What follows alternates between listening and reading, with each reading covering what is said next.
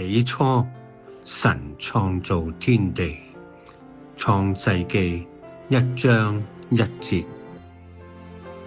神愛堂係一間好奇妙嘅禮拜堂，植根喺一個係人群嘅當中。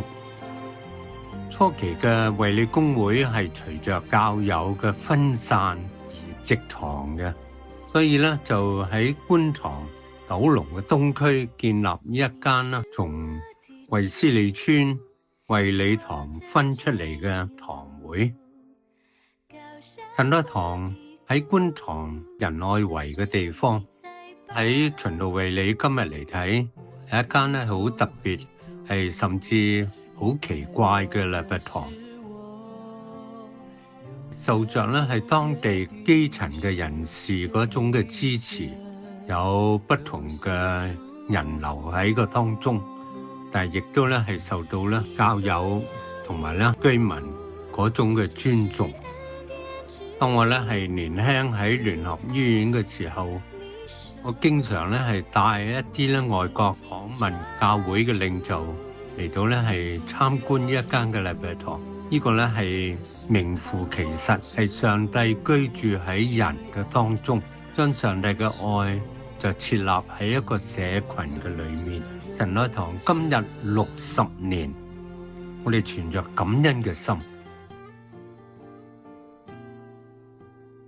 觀塘係經過不少嗰種嘅改變發展，將來有更大嗰種意象，但係神愛堂仍然係屹立不變，並且建立咗不少強而有力嘅教友領袖。我哋為神愛堂過去60年一班嘅牧者教友所奉獻嘅感恩。至於係將來嘅發展係點樣，其實我哋又唔需要擔心，只要我哋係全心嚟到仰望上帝，願意繼續神愛堂建立上帝喺人群當中嘅教會。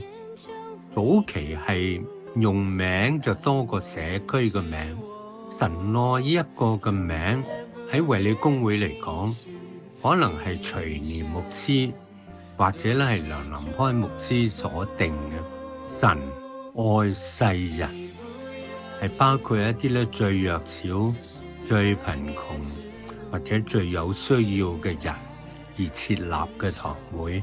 基本上係話上帝嘅愛係臨到你哋嘅當中。衛理公會喺香港嘅建立，大部分亦都係咁樣流徙嘅教友喺當地而成立嘅一啲嘅教友嘅領袖，同樣係為上帝而設立。因而我哋將來喺整個嘅觀塘嘅社區發展嘅裏面，唔係單止係為仁愛圍或者翠屏，而係更大嘅一個新嘅觀塘東區發展嘅藍圖，同埋居民嚟到係侍奉。我哋將我哋嘅擔憂，將我哋嗰種嘅不確定性，存着信心交託俾上帝。只要我哋全心仰望上帝，佢會帶領。上帝愛世人，因為上帝創造一個世界。最初創立天地嘅時候，聖經話地是空虛混沌，深淵上邊一片嘅黑暗。展望將來，好可能我哋同創世記第1章所講嘅個分別唔大，但我哋相信第1章嘅裏面更加清楚，就話上帝要有光，使光喺黑暗中行走，所以我哋會見到上帝嘅光輝、榮光、靈光照着我哋，因為佢愛我哋。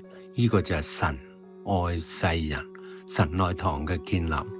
我哋預祝神愛堂嘅將來同樣喺上帝嘅帶領之下，有上帝嘅美意喺當中。阿門。黃金10年盡顯神恩，神愛堂生日快樂！